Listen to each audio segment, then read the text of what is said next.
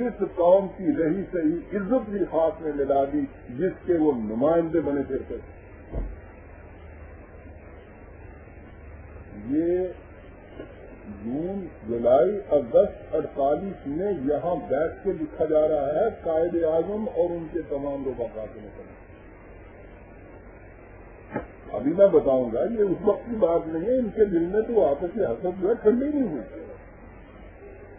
ابھی حال میں نئی آگے آئی نہیں بات. نئی میں یہاں لاہور میں وہ کلا کی جو انہوں نے ایسوسیشن نے کی، اس نے یہ کہا کہ یہ تھا فراڈیئر فریب کار اور مکار تھے، ان کے مطلب فراڈیئر. خیر میں بات کو سنانے کی کر رہا ہوں. آپ سوچیے کہ ایسے عظیم قائد کے خلاف اس سے زیادہ ذلت آمیز اور حقارت انگیز الفاظ کوئی اور بھی ہو سکتے. ایک طرف یہ دیکھیے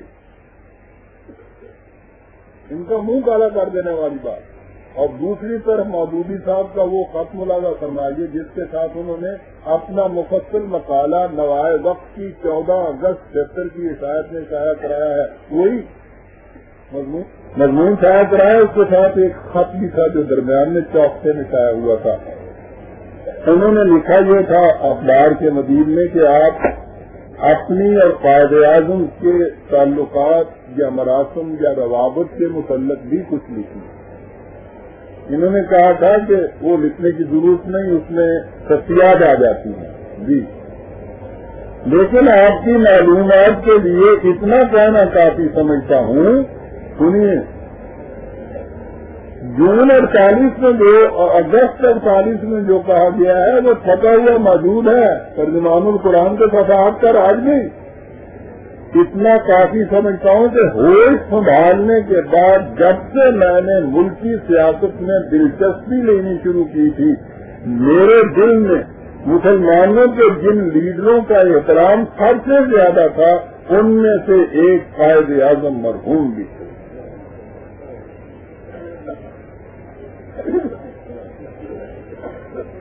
اس احترام نال سے منہ کالا کیتا ہے یہ نہ ہوں تو خبر پھر کی کر دیں.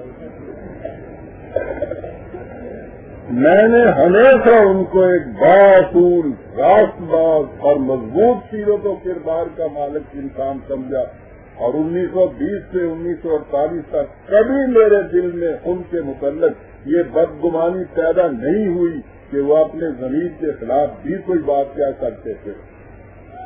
آنے والے الیکشن زندہ باد.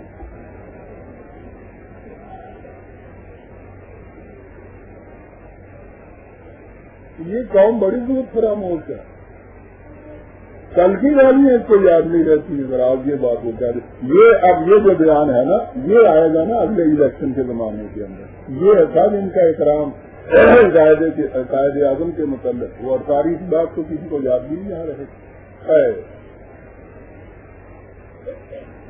بعض حضرات کو اس پر تعجب ہوتا ہے اور یہ بڑا ایک نازک ہوتا سامنے اہم بھی ہے کہ تشکیل پاکستان کے فوری بعد خود قائد اعظم کی زندگی میں جب وہ مملکت پاکستان کے گورنر جنرل بھی تھے، مودودی صاحب کو یہ کچھ کہنے کی ضرورت کس طرح سے تھی ہے نا. یہ اہم سوال آپ کے دل میں بھی پیدا ہو رہا ہوگا اس وقت. میں سمجھتا ہوں ہر ایک کے دل میں یہ بات پیدا ہوتی ہے. اتنا ہی نہیں، جماعت اسلامی کے ہم نوا حضرات اکثر کہا کرتے ہیں کہ اگر مودودی صاحب نے مطالبہ پاکستان یا قائد اعظم کی مخالفت کی تھی تو تشکیل پاکستان کے فوری بعد انہیں ریڈیو پاکستان لاہور سے سلسلہ تقاریر براڈ کاسٹ کرنے کی اجازت کیسے مل گئی تھی. بڑا اہم بات. یہاں انہوں نے آ کے لاہور کے ریڈیو سے تقاریر کا سلسلہ براڈ کاسٹ کیا. وہ یہ کہتے ہیں کہ اگر یہ ایسے ہی مخالف تھے تو براڈ کاسٹ تو گورنمنٹ کا ہے، وہاں سے انہیں کیسے اجازت مل گئی تھا. ٹھیک ہے، اس میں شبہ نہیں کہ جو لوگ اس جماعت کی تاریخ سے واقف نہیں وہ نہایت آسانی سے اس قسم کے دلائل کے فریب میں آ سکتے ہیں، لیکن حقیقت آشنا نگاہیں جب سطح سے نیچے اتر کر گہرائی تک پہنچتی ہے تو اس میں انہیں بہت کچھ نظر آ جاتا ہے.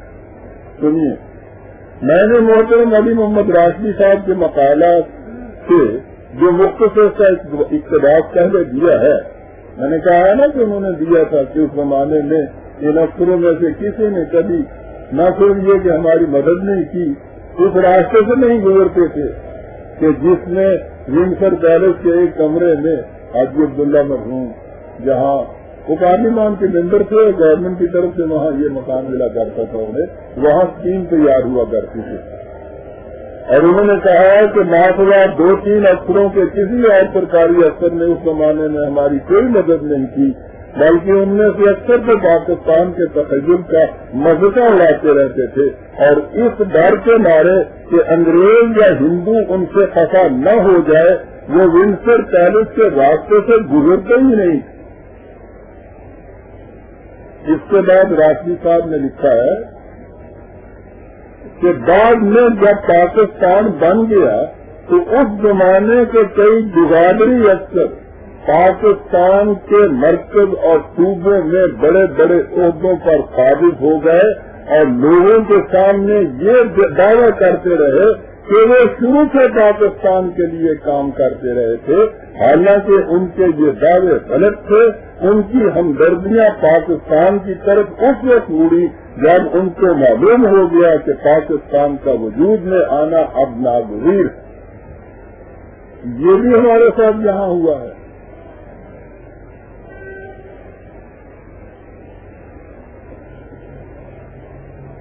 یہ بالکل صحیح ہے. میں خود مرکزی حکومت پاکستان سے وابستہ تھا اور یہ تمام حالات میرے بھی پسندید ہیں.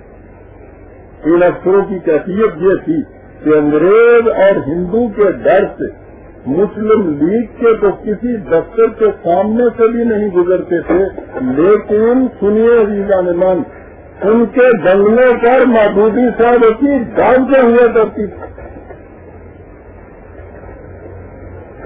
دلی میں. یہی حضرات جہاں پہنچنے پر حکومت کی مسندوں پر متمکن ہو گئے.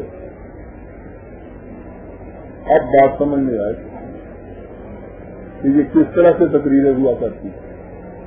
انہیں کے بلبوتے پر تشکیل پاکستان کے بعد مودودی صاحب کی جرأت اس قدر بے باک ہو گئی اور انہیں کی سازشوں سے ان کی تقریریں بھی ریڈیو اسٹیشن پر نشر ہونے لگی.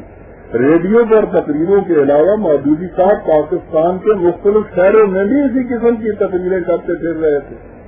جاننے والے جانتے ہیں کہ اس قسم کے انتظامات نچلے افسروں کے توسط سے سر انجام پاتے ہیں. گورنر جنرل قائد اعظم کو نہ اس کی فرصت تھی نہ اس کی ضرورت کہ وہ معلوم کرتے پھرتے کہ ریڈیو پر تقریروں کی اجازت کس کس کو مل رہی ہے. ویسے بھی وہ بڑے وسیع ضرب آتے ہوئے تھے. غیر محل نہ ہوگا اگر میں اس مقام پر ایک اور اہم نقطہ بھی سامنے لے آؤں جس سے حوالہ ہو کہ تشکیل پاکستان کے بعد مودودی صاحب اس ورثے پر اس ملک میں مسلسل انتشار پھیلاتے چلے آ رہے ہیں. بڑا اہم ہے یہ.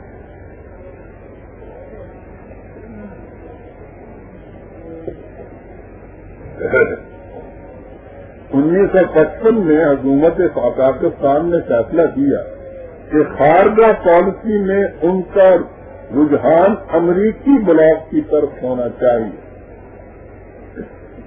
یاد ہے نا آپ کو کہ یہ چیز طے تھی کہ ادھر جائے یا ادھر کرے، امریکی بلاک کی طرف.